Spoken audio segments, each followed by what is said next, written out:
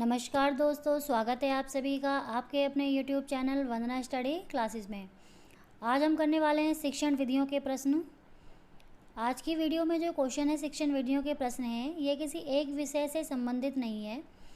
आप कोई भी टीचिंग एग्ज़ाम की तैयारी किसी भी लेवल से कर रहे हो, चाहे लेवल 1 से कर रहे हो या लेवल 2 से सामाजिक विज्ञान या गणित एवं विज्ञान से कर रहे हो, तो ये शिक्षण विधियों के प्रश्न सभी के लिए बहुत ही महत्वपूर्ण रहेंगे। तो चलिए शुरू करते हैं आज की वीडियो। इससे पहले भी मैंने शिक्षण विधियों के प्रश्न डाले हुए हैं और ये इस वीडियो का दूसरा पार्ट है। आज अगर आपने अभी तक चैनल को सब्सक्राइब नहीं किया है, वंदना स्टडी क्लासेस के नाम से चैनल है। ऐसे ही प्रश्नों के प्रैक्टिस सेट के लिए आप चैनल को सब्सक्राइब कर सकते हैं। वंदना स्टडी क्लासेस के नाम से चैनल है। तो चलिए शुरू करते हैं। आज का पहला प्रश्न है, वाचन की कौन सी विधि संकोची छात्रों के लिए उपयोगी है? वाचन मतलब बोलने के लिए पढ़ने की कौन सी विधि संकोची, जो छात्र बोलने में संकोच करते हैं, अध्यापक के सामने और छात्रों के सामने बोल नहीं पाते हैं, उनके लिए कौन सी विधि उपयोगी है? व्यक्तिगत वाचन, मौन वाचन, संवेद वाचन या आदर्श वाचन? तो सही आंसर हो जाएगा इसका संवेद वाचन। संवेद वाचन वह होता है जब अध्यापक कुछ पूछता है तो सारे विद्यार्थी जब उसका जवाब देते हैं तो उसमें वो छात्र भी बोलते हैं जो संकोच करते हैं, तो इस तरह उनका जो संकोच है इस तरह निकल जाता है। तो संकोची छात्रों को बुलवाने के लिए, उनके वाचन के लिए कौन सी विधि उपयोगी है? संवेद वाचन। दूसरा प्रश्न है, पद्य पाठ योजना का सर्वाधिक महत्वपूर्ण पद है। पद पाठ योजना का सर्वाधिक महत्वपूर्ण पद क्या है? प्रस्तावना, भाव विश्लेषण, आदर्श वाचन या संभावी कविता? तो पद पाठ योजना को पढ़ने का सबसे महत्वपूर्ण पद क्या होगा? भाव विश्लेषण, मतलब भाव के साथ उसका विश्लेषण किया जाए, ये इसका महत्वपूर्ण पद है। तीसरा प्रश्न है, सहायक सामग्री का प्रयोग सर्वप्रथम भारत में किस विधि के अंतर्गत किया गया था? इंपॉर्टेंट क्वेश्चन है कि सहायक सामग्री, जो अधिगम सहायक सामग्री का हम दृश्य श्रव्य सामग्री का प्रयोग करते हैं, ये भारत में सबसे पहले किस विधि के अंतर्गत किया गया था? दल शिक्षण विधि, बुनियादी शिक्षा, खेल विधि या अभिक्रमित अनुदेशन? तो इसका जो सही आंसर हो जाएगा वो हो जाएगा बुनियादी शिक्षा। और बुनियादी शिक्षा के प्रतिपादक कौन है भारत में? सभी जानते हैं, ये थे महात्मा गांधी जी। ठीक है फ्रेंड, महात्मा गांधी। फिर है, आगमन और निगमन विधि एक दूसरे की डैश मानी जाती हैं। आगमन विधि और निगमन विधि हैं, एक दूसरे की क्या मानी जाती हैं? पूरक हैं, एक दूसरे की विरोधी हैं, एक दूसरे के समान हैं या सभी है? तो इसका जो सही आंसर हो जाएगा, आगमन और निगमन विधि मानी जाती हैं एक दूसरे की पूरक हैं। ध्यान रखिएगा, एक दूसरे की पूरक हैं, ये विरोधी नहीं है। अगला क्वेश्चन है, 5 नंबर का क्वेश्चन है, भाषा संसर्ग या अव्याकृत विधि के जनक माने जाते हैं। भाषा संसर्ग विधि, इसके जनक कौन माने जाते हैं? Maria Montessori, Froebel, Herbert Spencer या अरस्तु? तो भाषा संसर्ग विधि के जो जनक माने जाते हैं वह थे हर्बर्ट स्पेंसर। ध्यान रखिएगा, इंपॉर्टेंट है, हर्बर्ट स्पेंसर। फिर है, समस्या समाधान विधि का अंतिम सोपान है या अंतिम चरण है। समस्या समाधान विधि है, इसका अंतिम चरण कौन सा है? आंकड़ों तथ्यों से संकलन, आंकड़ों तथ्यों का संकलन, मूल्यांकन, निष्कर्ष निकालना या परिकल्पनाओं का निर्माण? तो इसका जो समस्या समाधान विधि का अंतिम चरण है वो होता है मूल्यांकन करना। ध्यान रखिएगा। फिर है, अंकगणित शिक्षण की प्राथमिक स्तर पर सर्वश्रेष्ठ विधि है। अंकगणित के बारे में पूछा गया है। अंकगणित शिक्षण की प्राथमिक स्तर पर पूछा गया है, सर्वश्रेष्ठ विधि कौन सी है? आगमन विधि, निगमन विधि, खेल विधि या संश्लेषण विधि? तो प्राथमिक स्तर पर अंकगणित पढ़ाने का सबसे सर्वश्रेष्ठ विधि होती है खेल विधि। बच्चों को जो है खेल के माध्यम से अंकों का ज्ञान करवाया जाता है।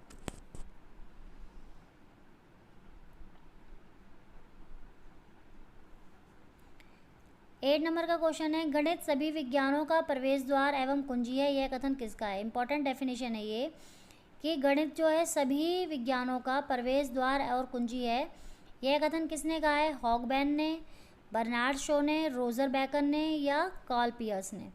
तो ये जो परिभाषा दी थी ये दी थी रोजर बेकन ने, ध्यान रखिएगा। 9 नंबर का क्वेश्चन है, प्राथमिक स्तर पर मौखिक क्षमता के विकास के लिए सर्वाधिक उपयोगी विधि है। प्राथमिक स्तर पर पूछा गया है कि बच्चों की मौखिक क्षमता मतलब मौखिक क्षमता का विकास करने के लिए सबसे अच्छी विधि कौन सी है? चित्र वर्णन विधि, ह्यूरिस्टिक विधि, प्रयोजना विधि या क्रियात्मक विधि। तो मौखिक क्षमता का विकास पूछा है तो ये होगी चित्र वर्णन ने। आप बच्चों को कोई भी चित्र दिखा के और उनको उसके बारे में अपने विचार व्यक्त करने के लिए कीजिए तो वो हर बच्चा अपने अपने अलग विचार व्यक्त करता है, जिससे कि उनकी मौखिक क्षमता में विकास होता है।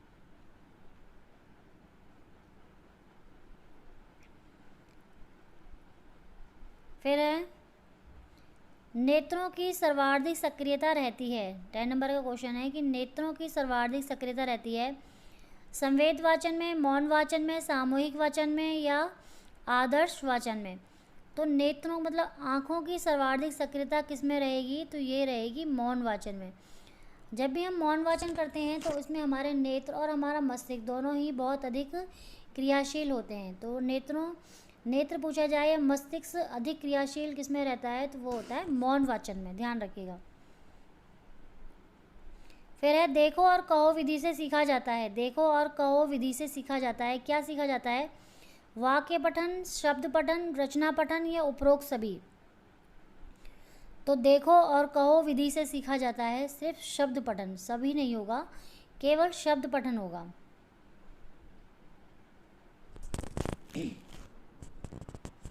पावलव के अनुबंधन सिद्धांत पर कौन सी विधि आधारित है? 12 नंबर का क्वेश्चन है कि पावलव का जो अनुबंधन सिद्धांत या प्राचीन अनुबंधन सिद्धांत है इस पर कौन सी विधि आधारित है? रूपरेखा अनुकरण विधि, मॉन्टेसरी विधि, अभिक्रमित अनुदेशन विधि या पेस्टोलॉजी विधि। तो 12 नंबर का क्वेश्चन हो जाएगा, इसका सही आंसर हो जाएगा पावलव का जो प्राचीन अनुबंधन या शास्त्रीय अनुबंधन का सिद्धांत है इस पर है रूपरेखा अनुकरण विधि, ये इस पर आधारित या इसके जैसी है।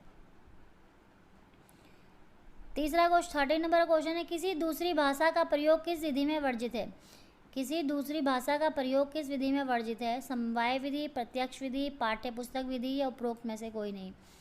ये इंपॉर्टेंट क्वेश्चन है और कई बार पूछा गया है ये कि किसी दूसरी भाषा में ऐसी मतलब कौन सा मेथड है, टीचिंग मेथड, जिसमें दूसरी भाषा का प्रयोग करना गलत है? तो ये है प्रत्यक्ष विधि।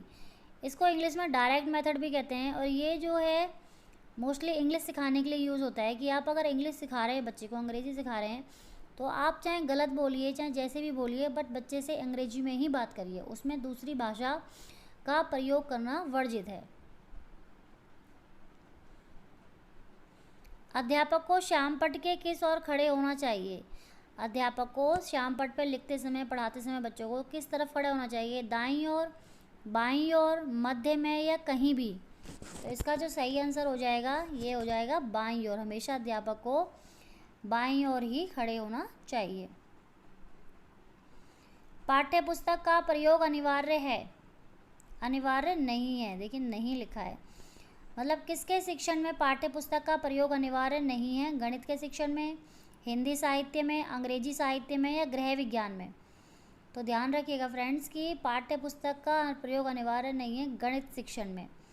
इसी तरह अगर गणित के अलावा यहाँ पे होता है व्याकरण शिक्षण में तो उसमें भी पाठ्य पुस्तक का प्रयोग इतना अनिवार्य नहीं होता है। गणित शिक्षण और व्याकरण शिक्षण में पाठ्य पुस्तक का प्रयोग अनिवार्य नहीं है। सूक्ष्म शिक्षण कौन से सिद्धांत पर आधारित है? सूक्ष्म शिक्षण जो है ये किस सिद्धांत पर आधारित है? प्राचीन अनुबंधन का सिद्धांत, क्रिया प्रसूत सिद्धांत, संज्ञानात्मक विकास का सिद्धांत या सामाजिक विकास का सिद्धांत?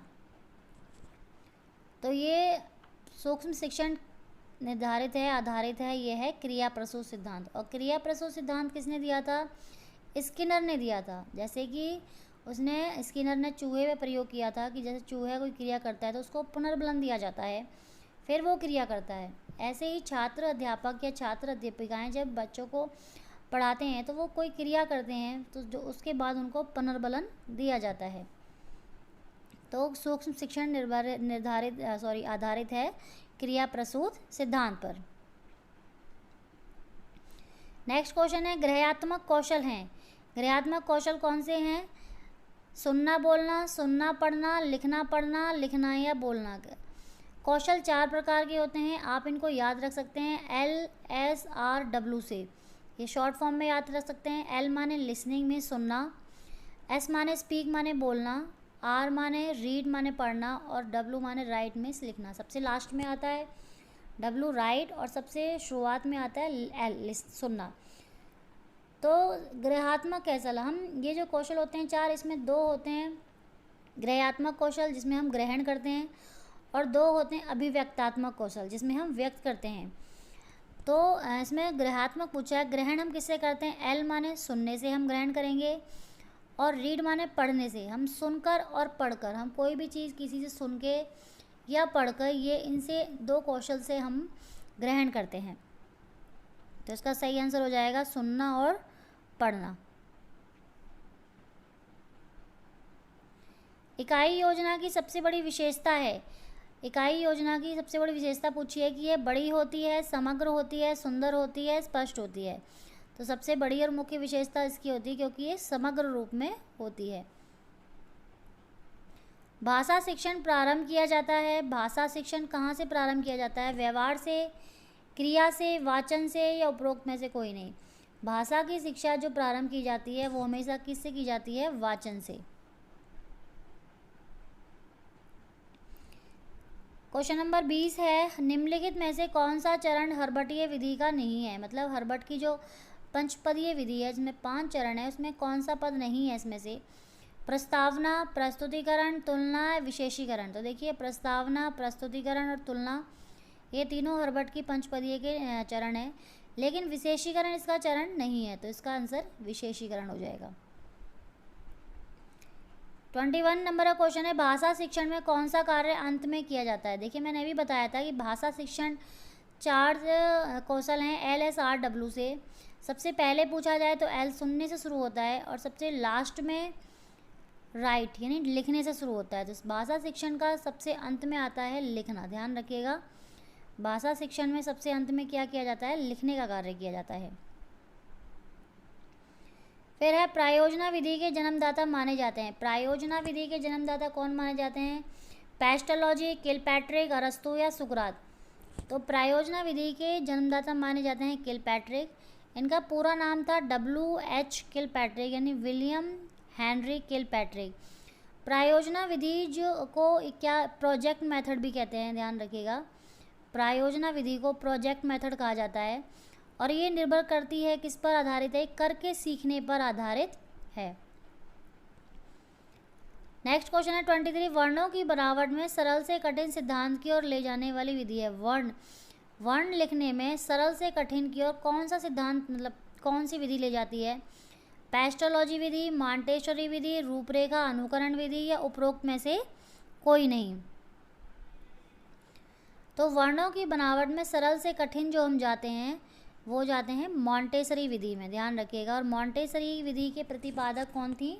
तो ये थी मारिया मॉन्टेसरी विधि, मारिया मॉन्टेसरी सॉरी। नेक्स्ट है 24 नंबर का क्वेश्चन है कि प्रयोग विधि को अन्य किस नाम से जाना जाता है? प्रयोग विधि को किस नाम से जाना जाता है? आगमन विधि, निगमन विधि, खेल विधि या सूत्र विधि। तो फ्रेंड्स ध्यान रखिएगा, प्रयोग विधि को जाना जाता है आगमन विधि के नाम से। आगमन विधि को ही प्रयोग विधि भी या फिर उदाहरण विधि भी कहते हैं, क्योंकि इसमें सभी जानते हैं उदाहरण से नियम की ओर चलते हैं, तो इसलिए इसको प्रयोग विधि के नाम से और उदाहरण विधि के नाम से जानते हैं। नेक्स्ट क्वेश्चन है, गणित के ज्ञान का प्रारंभ सबसे पहले किस देश में हुआ था? गणित के ज्ञान का प्रारंभ सबसे पहले किस देश में हुआ था? चीन में, भारत में, इंडोनेशिया में, अमेरिका में। तो सभी जानते होंगे, बहुत इंपॉर्टेंट क्वेश्चन है कि गणित का जो ज्ञान है सबसे पहले प्रारंभ हुआ था हमारे भारत देश में। ठीक है फ्रेंड्स, तो ये थे शिक्षण विधियों के मोस्ट इम्पॉर्टेंट 25 क्वेश्चंस। आप कोई भी टीचिंग एग्ज़ाम की तैयारी कर रहे हों और किसी भी लेवल से कर रहे हों, लेवल 1 से या लेवल 2 से कर रहे हों, तो ये वीडियो आपके लिए सभी में बहुत इंपॉर्टेंट रहने वाली है। अगर आपने वीडियो पूरी देखी और वीडियो अच्छी लगे तो वीडियो को लाइक कीजिएगा। चैनल को अभी तक सब्सक्राइब नहीं किया हो तो चैनल से जुड़ें, आपका अपना चैनल है वंदना स्टडी क्लासेस के नाम से। और जो लोग वीडियो देखते हैं, मुझे सपोर्ट करते हैं, उन सभी को दिल से सभी को धन्यवाद। ठीक है फ्रेंड्स, आप ऐसे ही सपोर्ट करते रहिए। आपके सपोर्ट करने से मुझे मोटिवेशन मिलता है ताकि मैं और अच्छा कंटेंट आपके लिए, और अच्छी वीडियो और अच्छा मैटर आपके लिए लेके आ सकूं। ठीक है फ्रेंड्स, तो आज के लिए इतना ही। ऐसे ही सपोर्ट करते रहिए। Thank you.